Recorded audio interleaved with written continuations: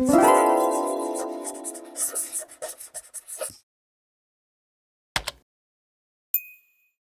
you work in Premiere often, you probably use the razor tool constantly to cut your clips and then switch to select and then delete the in-between space.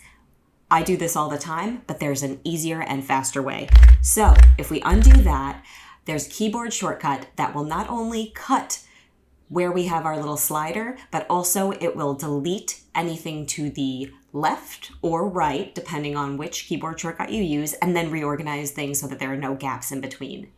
So let me show you. So right now, say I want to cut this clip here and delete everything to the left of my slider. All I need to do is hit the letter Q on my keyboard. Q will delete anything to the left and cut right where you want. And look at that, that's beautiful. We don't have to do anything but hit one button.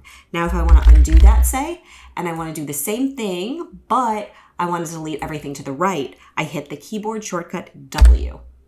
Now it's deleted everything to the right, like I said, and reorganized my scene so I don't have to take extra steps and delete the empty space in between. It's right there. So this is such an easy thing to do, and you will find yourself using these keyboard shortcuts all of the time. Remember, Q will delete anything to the left, and then W, anything to the right. So get used to using Q and W. It's so much easier than going back and forth or even hitting the letter C, which will give you the razor tool, but you still need to take all those extra steps.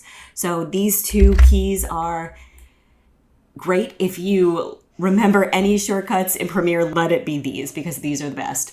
I'll see you in another video. Please check out my playlist in Premiere, and I appreciate you watching.